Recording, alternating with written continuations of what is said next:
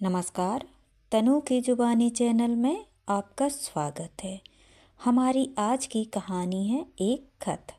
मैं इस चिट्ठी को पढ़ने और सुनने वाले उस हर शख्स से यही कहूँगी कि हर कोई अपने नाम एक खत जरूर लिखे, जिसमें वो सच में वैसा ही हो जैसा वो था, ताकि आपके जाने के बाद लोग आपको अपने हिसाब से ना बदलें।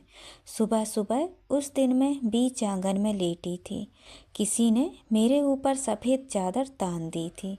आसपास बैठे सभी लोग ना जाने क्यों रो रहे थे।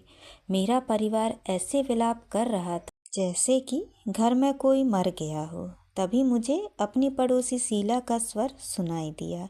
हाय कावेरी जिज्जी, काहे चली गई? अबे तो नाती नतन को ब्याह देखने तो आपको। कल शाम जिज्जी हमें मंदिर जाते मिली थी। बेचारी हमसे गले लग के कह रही थी, शीला एक तुम ही हो जो हमारा दुख दर्द समझती हो, बाकी तो सब मोह माया है। कल शाम किटी पार्टी में गई थी, मंदिर तो मैं गई ही नहीं। तो फिर यह शीला झूठ क्यों बोल रही है? मैं यह सोच ही रही थी कि तभी दूध वाला दाखिल हुआ। वैसे तो वह रोज़ मुझसे किटपिट करता था, क्योंकि मैं उसका दूध और पानी का राज जो खोल देती थी। पर आज, अरे अम्मा, जो का हो गओ राम जे कब मर गई अम्मा। आज तो 6 महीना के दूध को हिसाब करनो हतो, और अम्मा ने तो जिंदगी भर को हिसाब ख़त्म कर दो। 6 महीने का दूध का हिसाब? झूठे, कल तक का सारा हिसाब क्लियर है, फिर झूठ क्यों बोल रहा है? मैं उस पर चिल्लाते हुए बोली। तभी मेरे बिजली विभाग वाले सारे रिटायर्ड कर्मचारी दाखिल हुए। सब एक एक कर मेरी फ़ोटो पर माला चढ़ाने लगे। मैं अपनी माला लगी तस्वीर को देखकर गुर्राई। यह कैसी तस्वीर लगा रखी है मेरी? अरे, इतनी सुंदर सुंदर तस्वीरें हैं मेरी, कोई अच्छी तस्वीर लगाओ। पर मेरा कहना किसी ने नहीं सुना। तब मेरा दिमाग ठनका। अब मुझे पक्का यकीन हो गया कि अब तो मैं यमलोक की यात्रा को निकल ली। पर मेरी आत्मा को लेने अभी तक यम या यम के कोई दूत नहीं आए थे। तभी अपनी मृत्यु का सच स्वीकार करते हुए मैंने सोचा, जब तक यमलोक से मेरी आत्मा को लेने कोई आता नहीं, तब तक मैं अपनी मौत के मातम का आनंद लेती हूँ। देखती हूँ मुझे कौन कितना याद कर रहा है। तभी बिजली विभाग की मेरी पुरानी सहकर्मी बोली, मन की बहुत साफ थी कावेरी, बिल्कुल इस कफन के जैसी बेदाग। वह मेरे ऊपर पड़े कफन को छूकर बोली, बहुत सीधी सादी महिला थी। बिजली विभाग का कोई काम नहीं आता था, सब हमसे ही तो सीखी थी। हम कब तुमसे काम सीखे? उल्टा हमने तुमको सिखाया है। झूठी, निकल मेरे मौत के मातम से। मैं जोर से चिल्लाई। पर यहाँ तो लोग जिंदा की नहीं सुनते हैं, फिर मरे हुए की कौन सुनता? कुछ देर में एक और मेरे भूतपूर्व आशिक मिजाजी सह कर्मचारी अपने मुंह का गुटका संभालते हुए बोले, देवी थी देवी, भाई जैसा मानती थी हमें, राखी बांधती थी। किसी रक्षाबंधन में हम 500 रुपया से नीचे का उपहार नहीं देते थे कावेरी दीदी को। दीदी, हम कब इस लंपट की दीदी हो गए? यह तो उल्टा हमारे ऊपर ही डोरे डालता था। मुझे विधवा जानकर चाहे जब मुझसे शादी का प्रस्ताव रख देता था। और आज देखो मुझे सामने मरा हुआ देखकर कैसा बढ़िया बहन भाई का रिश्ता बना रहा है। अभी मेरी अर्थी उठी भी ना थी कि मेरी नज़र घर के एक कोने में बैठे बच्चों पर चली गई। वे कोल्ड ड्रिंक्स और समोसे की पार्टी कर रहे थे। कुछ ही देर में राम नाम सत्य है का स्वर गूंजा और सब चल दिए शमशान भूमि की ओर। उसके बाद पूरे दिन लोग बाग आते जाते रहे।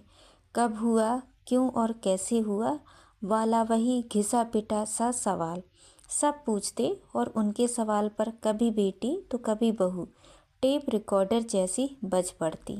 कल शाम सबके साथ बढ़िया खाना खाया। उसके बाद उनके पेट में जरा सा दर्द हुआ, फिर दर्द की दवा खाकर सो गई। सुबह जब देर तक नहीं जागी तो देखा कि अम्मा नहीं रहीं। कहती हुए वे रो पड़ती, यहाँ आते जाते लोग बाग अपना शोक व्यक्त करते हुए मुझसे जुड़ी मनगढ़ंत कहानियाँ सुनाते रहे।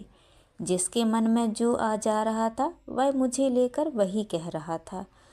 शाम होते ही परिवार के सभी सदस्य एक साथ यह बहस करने बैठे कि मेरी प्रॉपर्टी का बंटवारा कैसे होगा।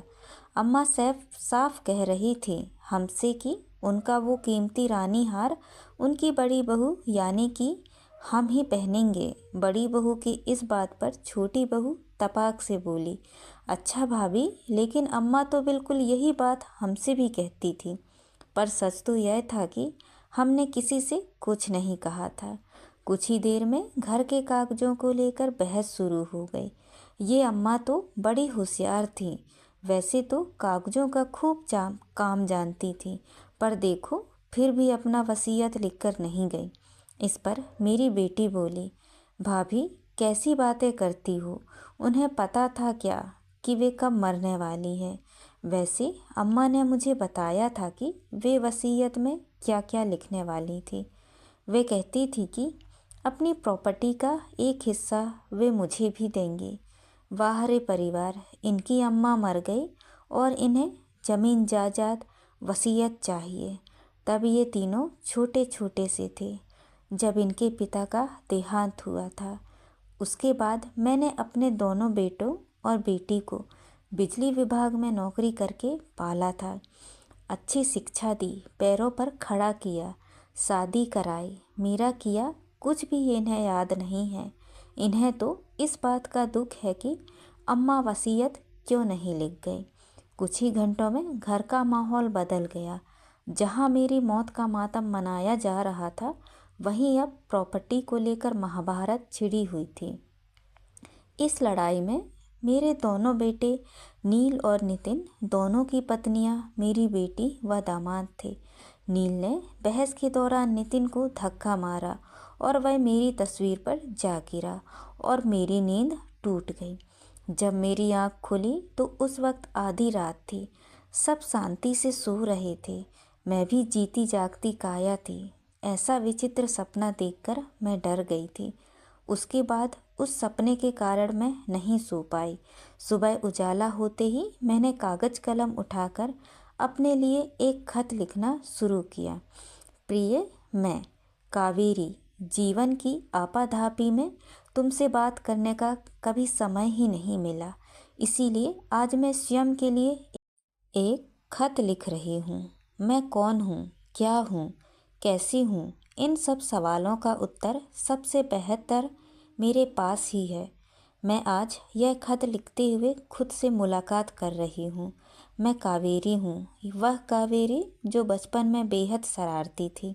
वही कावेरी जिसमें अच्छाई के साथ साथ ढेर सारी खामियां भी हैं। मैं वही कावेरी हूँ जो परफेक्ट वाइफ, सुपर मॉम और अच्छी दादी नानी बनने के चक्कर में खुद को खोती रही। मैंने 25 सालों तक बिजली विभाग में काम किया। मैंने हर काम खुद सीखा। मेरे ऊपर किसी का कोई कर्ज नहीं है। मैंने अपने जीवन के सारे कर्ज उतार दिए हैं। मैं 70 साल की एक विधवा हूँ, पर मैं मंदिर नहीं जाती। मैं तो किटी पार्टी में जाती हूँ। यह ज़रूरी नहीं है कि बूढ़ी हो गई हूँ इसीलिए मंदिर ही जाऊँ। मैंने अपने बच्चों के नाम कोई प्रॉपर्टी नहीं की।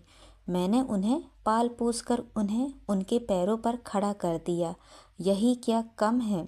मेरे सारे कीमती जेवर और सामान मैं एक ट्रस्ट के नाम करके जा रही हूँ, क्योंकि मेरे बच्चे अब बहुत काबिल हैं। इसीलिए आशा है कि उन्हें यह बात हजम हो जाएगी। मेरी इच्छा है कि मेरे मरने के बाद मेरी एक खूबसूरत सी तस्वीर लगे और उस शोक सभा में कोई मेरे लिए कुछ ना बोले। बस उस दिन मेरी लिखी यह चिट्ठी पढ़ी जाए, जिसमें असल में मैं ही हूँ, बिल्कुल वास्तविक।